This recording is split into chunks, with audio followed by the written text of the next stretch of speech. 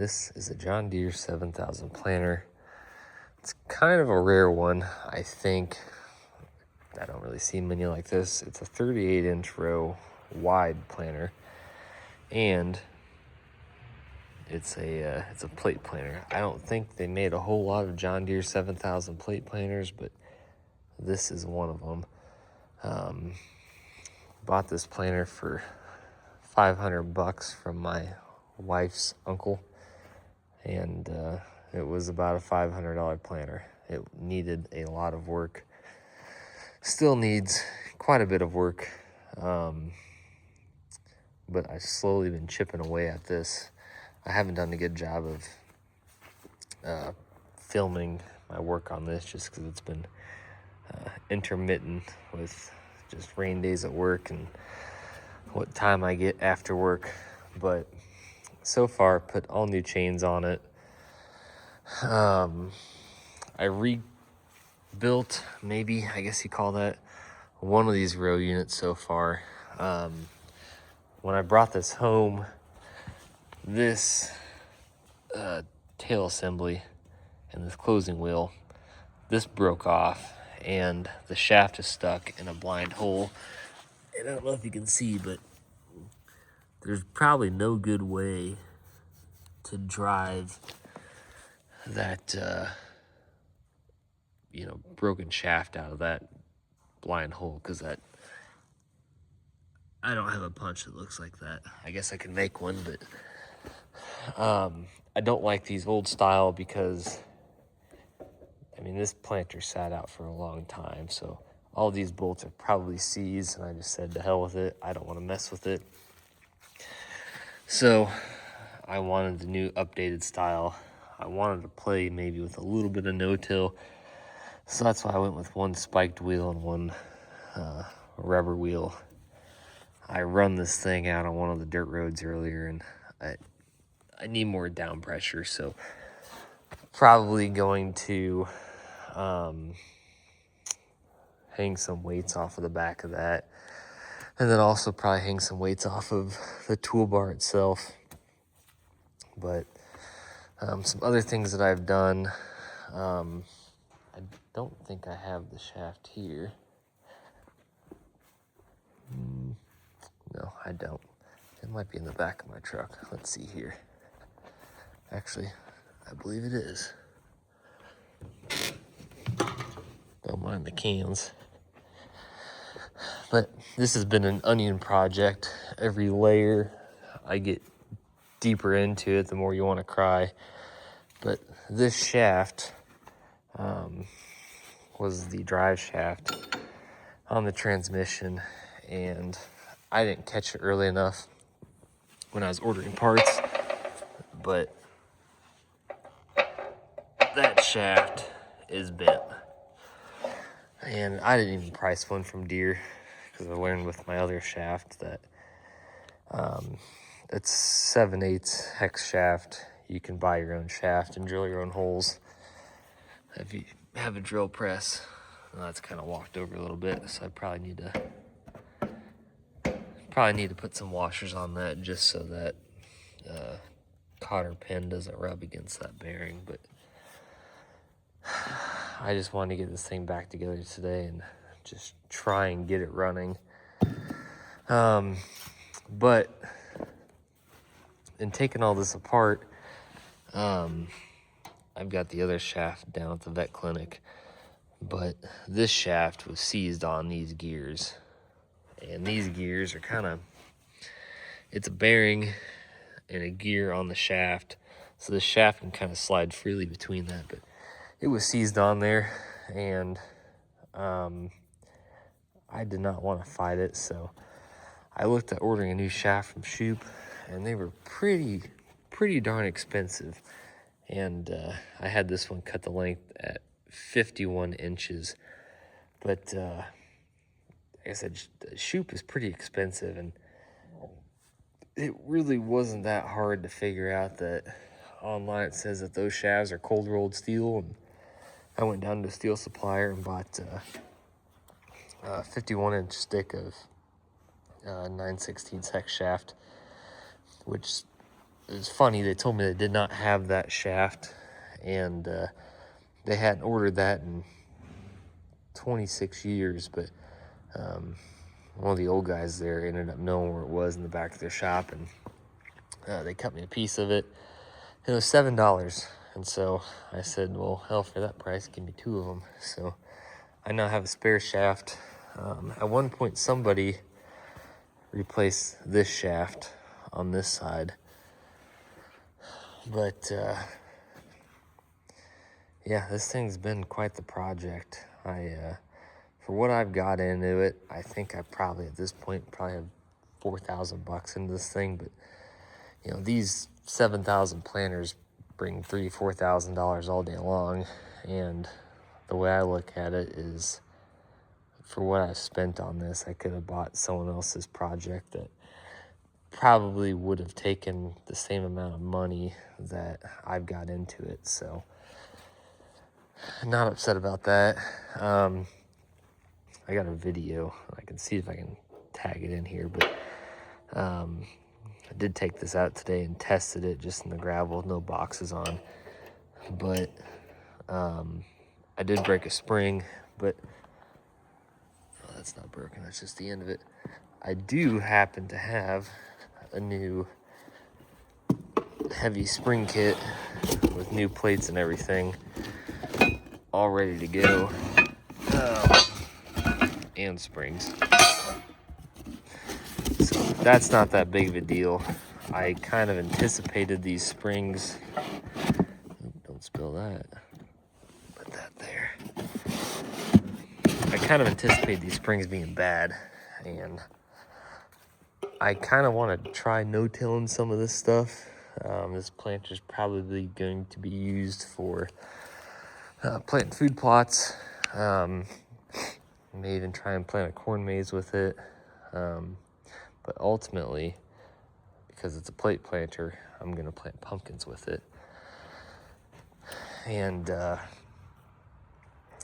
pumpkin plates are exorbitantly expensive, and I have some plates. I bought a bunch of plates at an auction that I think will work on this. I just need to do a little bit of editing to them and block out some of the seed cells on them.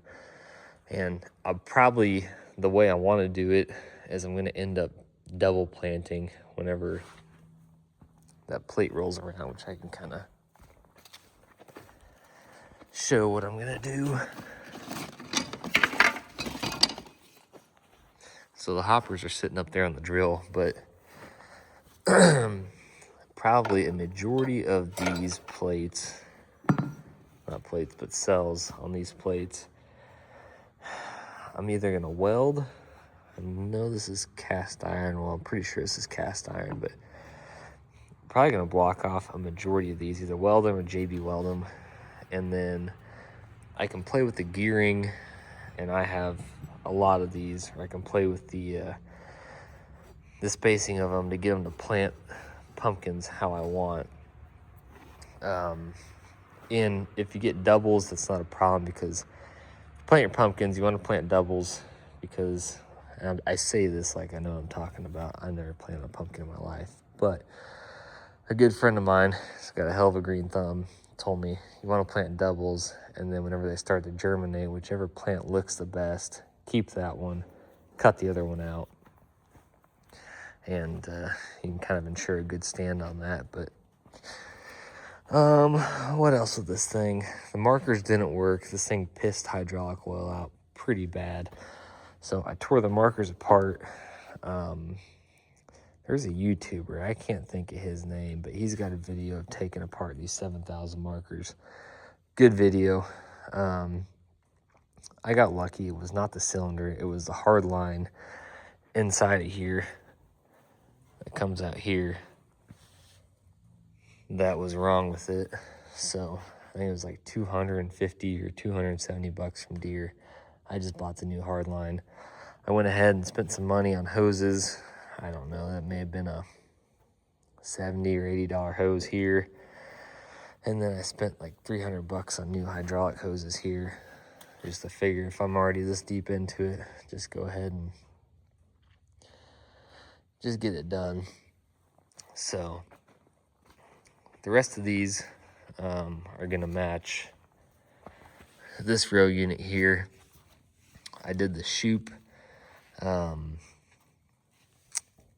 not a tapered bushing, but it's a threaded bushing kit on these gauge wheel arms, and then put new gauge wheels on it, new disc openers, new scrapers, seed tubes. I'm really not worried that much about, because for what I plan on doing, that's just, if I need to replace them, I'll replace them. But I don't think I'm gonna have to worry about that. And then over here is kind of my parts bench. See, I got all my other closing wheels and disc openers sitting here. Got new scrapers. Shoops didn't come in time, which I got impatient, so I just went to Deere and ordered new ones. And I somehow ordered the wrong scrapers. I haven't a clue what those go to. Got some extra chains. Let's see here. Here's another tail wheel kit. Here's a box here of what these shoot kits look like. I don't think that opened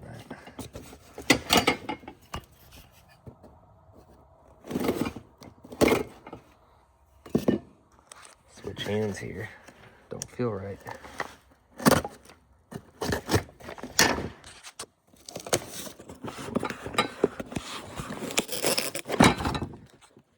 They take the hell out of these things. Props to shoot. A little harder one-handed.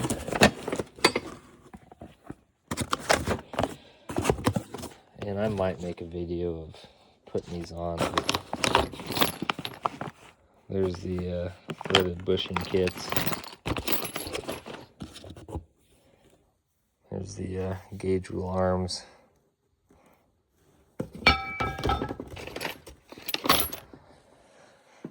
But what I originally run into on these, at first I just bought the gauge wheel arms, and I was gonna try and reuse these gauge wheels, but under further review, now this is a pretty good one, respectively.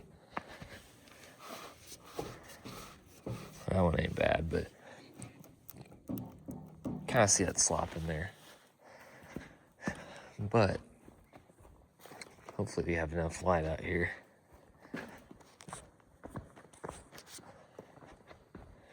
I didn't realize that there was an update for these, because I've kind of been out of the row crop world for a long time. But these old style have a roll pin, which is what I have now. But that roll pin is a pain in the ass to drive out. There's not a good way to get that out of there. If there is, someone can tell me, but I was thinking I was gonna have to take this whole thing apart. And I thought, well, hell, if you got it apart, you might as well start changing the rubbers, because this one's shot. It's like, well, if you got it apart that far, might as well replace that bearing. Well, start looking at that and you start counting your time, then I said, to hell with it. I'm just gonna replace the whole gauge wheel. So that's what we did. Got a pile of parts out here. Some of these chains were ready to be replaced. So it's been quite the project, and it's honestly been more project than what I wanted, but sometimes you get into that. Now, it ain't gonna be perfect, but I think for now this is gonna do what I want it to do. Eventually, I'd like to buy a different corn planter, maybe a 7200 6-row, maybe. I really don't need a 6-row, but either a 6 or a 4-row on 30 inches to plant a corn maze with, and maybe put some more fancies on there. And then eventually kind of cut this one down to where it's just a 2-row pumpkin planter. Because from what I've been told, you want to plant your pumpkins about 6 to 7 feet apart. And I think, pardon the finger,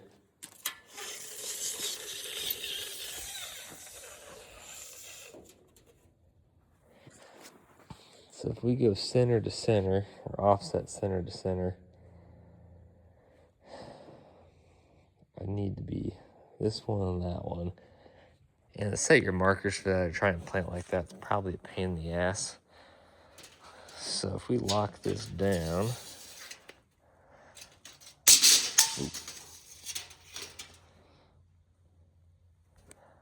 yeah, I just don't think that's gonna work. So I don't know. This is probably gonna take some figuring out, but I have a welder, and a damn good one at that. And I got a good welder. I might not be the best welder, but there she is, tucked in back there.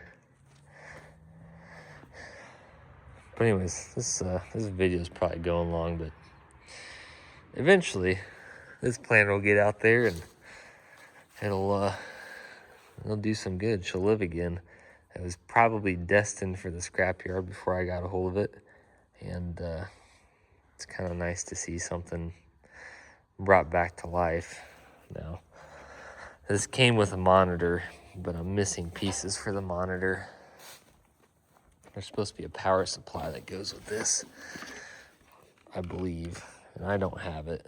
And I priced one, and I'm not gonna say what it cost because I don't think it was true, but we ain't putting a monitor on this. As long as you see the gears spinning, you're probably planting. It's the kind of way I look at it, but yeah, it's been quite the project.